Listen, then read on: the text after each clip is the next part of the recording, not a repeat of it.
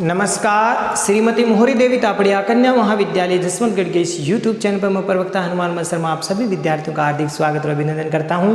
प्यारे विद्यार्थियों, BA द्वितीय वर्ष की कक्षा में हिंदी साहित्य विषय के अंतर्गत ऋतुकालीन काव्य जो आपका प्रथम प्रश्न पत्र है उसमें हम कवि भूषण जी के पदों की व्याख्या विगत वीडियो से कर रहे हैं।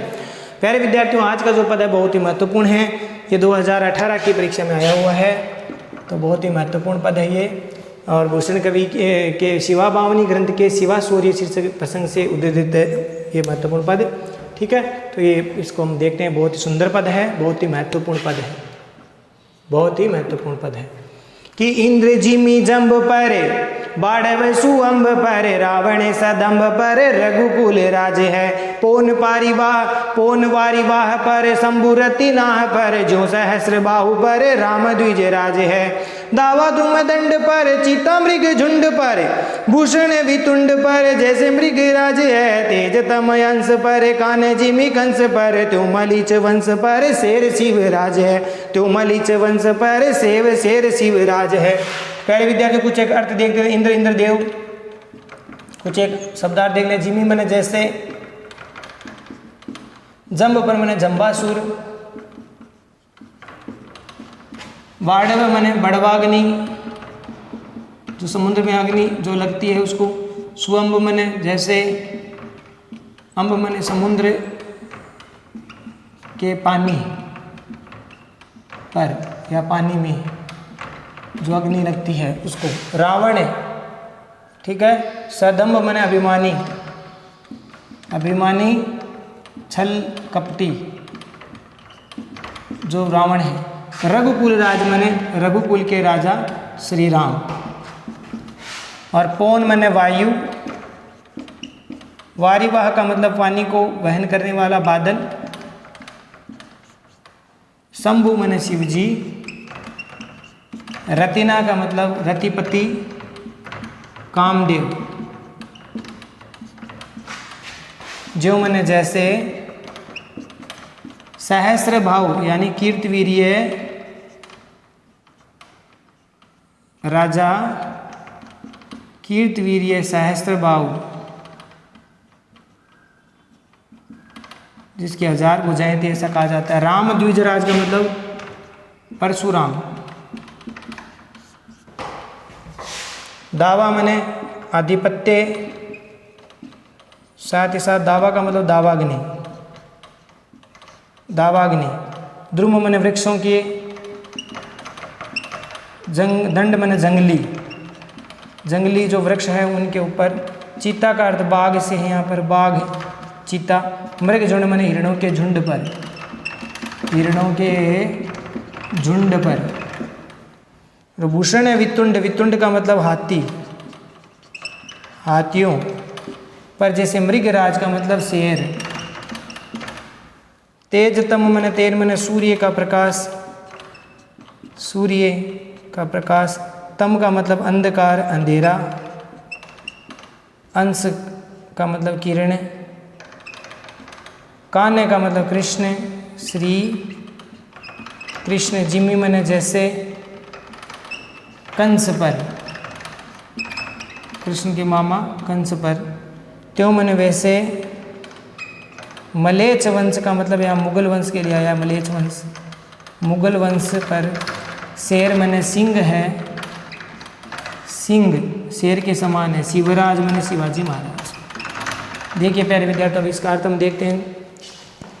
तो प्रस्तुत पद्यांश कवि भूषण जी द्वारा रचित शिवा बावनी ग्रंथ में शिवा सूर्य शीर्षक से उद्धृत है। और इसमें भी विगत वीडियो की तरह इसमें भी प्यारे विद्यार्थियों हमने इससे पहले वाले पद में भी पढ़ा था। विभिन्न उपमानों द्वारा शिवाजी महाराज के जो पराक्रम है, शौर्य है, उनका प्रभुत्व स्थापित किया गया इसमें भी। तो इसमें भी कवि ने विभिन्न कथाओं के द्वारा, उपमानों कथाओं की द्वारा जो उपमान है उनके द्वारा शिवाजी के शौर्य का वर्णन किया गया है। जैसे इंद्र जिमी जंब पर, जिस प्रकार से इंद्रदेव ने जंबासुर नामक राक्षस को मार करके, जंबासुर को मार करके उसके आतंक को नाश कर दिया था, उसके आतंक का नाश कर दिया था। तो जंबासुर का वध कर दिया था इंद्र ने। जिस प्रकार से जंबासुर का वध है वो इंद्र ने कर दिया था। बाढ़ सुअंब पर, जिस प्रकार से समुद्र के पानी की अग्नि को बड़वाग्नि है वो सोख लेती है, या समुद्र में लगने वाली जो आग है वो जैसे जल को सोख लेती है, उसी प्रकार से या उसका आधिपत्य उस पर रहता है। रावण सदम्भ पर रघुकुल राज है, इसी प्रकार से अभिमानी छल कपटी रावण पर रघुकुल के राजा श्री राम जी ने आक्रमण किया था और उसका नाश किया। पौन वारी वाह पर शंभु रति ना है पर, प्यारे विद्यार्थी इस पद में देखिए, जिस प्रकार से वायु का प्रवाह या वायु का जो प्रभुत्व है वो बादलों पर होता है, या वायु ही बादलों का एक स्थान से दूसरे स्थान पर गमन करती है, तो जिस प्रकार से वायु का प्रभुत्व है वो बादलों पर होता है।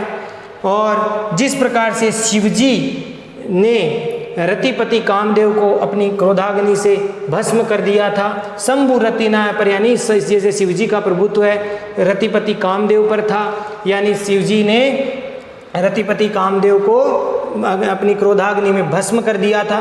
जो सहस्त्र बाहु पर राम द्विजराज है, जिस प्रकार से राजा कीर्तवीर्य सहस्त्र बाहु को, द्विजराज का मतलब परशुराम जी ने अपने फरसे से उसके हजारों भुजाओं को काटकर उसका नाश कर दिया था, उसका वध कर दिया था। तो राजा कीर्तवीर्य सहस्त्रबाहु पर जिस प्रकार से परशुराम जी का आधिपत्य था, या परशुराम जी ने जिस प्रकार से राजा कीर्तवीर्य के सहस्त्र भुजाओं को काट करके उसका नाश कर दिया था। दावा द्रुम दंड पर चित्ता मृग झुंड पर, इसी प्रकार से जिस प्रकार से जंगल के जो पेड़ है उन जंगली पेड़ों पर जैसे जंगली जो आग लग जाती है, जंगल में लगने वाली जो आग है उसका आधिपत्य रहता है। जैसे जंगल में वृक्षों के, जंगल के जो पेड़ हैं या वृक्ष हैं उनको दावाग्नि जला करके राख कर देती है, या यूं कह सकते हैं कि जंगल में उगे हुए जो पेड़ हैं उन वृक्षों के ऊपर, वृक्षों पर जंगल की जो अग्नि है उसका आधिपत्य रहता है।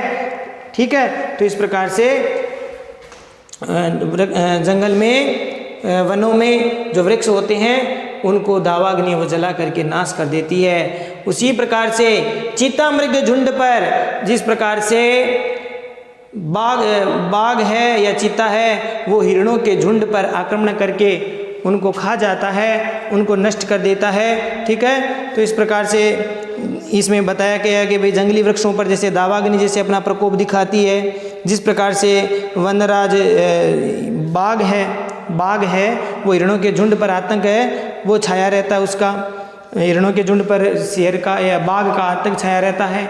भूषण वितुंड पर, उसी प्रकार से जिस प्रकार से भूषण कवि कहते हैं कि हाथियों के समूह पर, हाथियों के झुंड पर जैसे शेर का आधिपत्य रहता है या शेर का आतंक रहता है, हाथियों का समूह हमेशा शेर से डरता है। और तेज तम अंश पर कान्य जिमी कंस पर, जिस प्रकार से सूर्य का प्रकाश अंधकार का नाश कर देता है, सूर्य की जो किरणें हैं वो अंधकार का नाश कर देती है, या अंधकार की किरणों पर सूर्य का आधिपत्य होता है।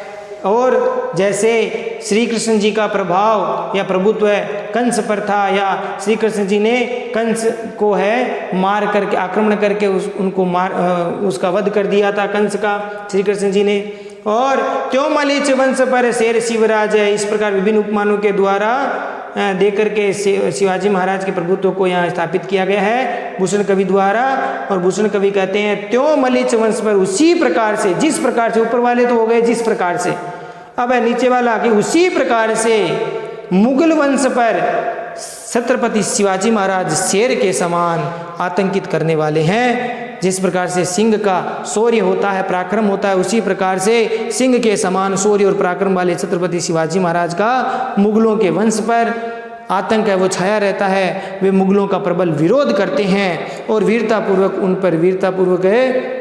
उन पर आक्रमण करते हैं और विजय प्राप्त करते हैं। तो इस प्रकार से यहाँ पर शिवाजी महाराज के शौर्य से सारे मुगल है वो भयभीत रहते हैं। विशेष वाले पॉइंट में प्यारे विद्यार्थियों आपको लिखना है कि इसमें विभिन्न उपमानों का प्रयोग करके शिवाजी महाराज के शौर्य का वर्णन किया गया है। अलंकारों की बात करें तो अनुप्रास ही है, साथ ही साथ यहाँ पर प्यारे विद्यार्थियों एक के बाद एक उपमा दी गई है। तो उपमा अलंकार है, उपमा में भी मालोपमा अलंकार है, यानी एक के बाद एक उपमा देने से माला की तरह उपमा दी है तो मालोपमा अलंकार है। छंद की बात करें तो कविते छंद की यति गति नाद सौंदर्य संगीतात्मकता बहुत ही सुंदर है। सुंदर छंद है ये, कवि तो छंद है, बहुत सुंदर है और इसकी पद योजना भी बड़ी सुंदर है और इसको गाया जा सकता है, संगीतात्मकता उचित है। तो आशा करता हूँ प्यारे विद्यार्थियों ये पद आपको ठीक से समझ में आ गया होगा।